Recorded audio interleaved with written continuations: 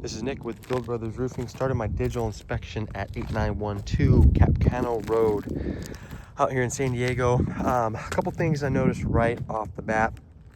The shingle product itself is really crunchy when I'm walking on it. You can also see the amount of granule loss that we have on this product. And what I'm talking about is how shiny it is. And if I get a closer look, we can see a lot of these ridge caps are damaged, number one, but you can see all this fiberglass that is showing throughout the roofing material.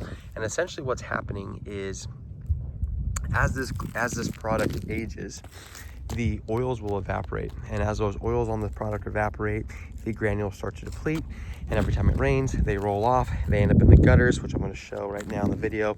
But as those granules deplete, all that fiberglass is exposed, and once the fiberglass is exposed, the waterproofing is greatly affected. You can see just how flimsy it makes everything, and then as these shingles start to rip off, all these nail heads are now exposed, and every time you have an exposed nail head on a roof, that is a leak that is very likely to happen.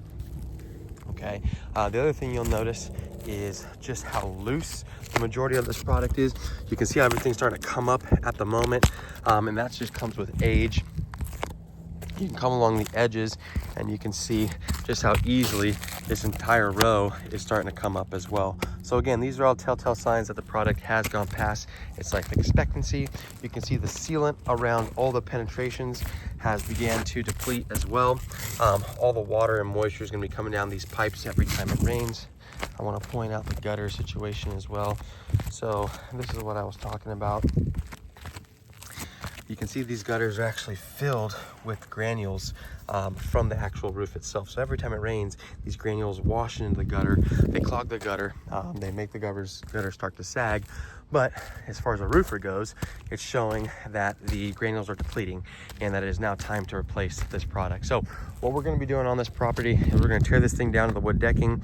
Once we get down to the wood decking, we are going to address any kind of bad wood that is needed to be replaced. So wood repair is always an unknown variable. Wood repair will consist of fascia board. You have rafter tails that are going into the roof itself, shiplap underneath the eaves of the house, and then you have your plywood as well.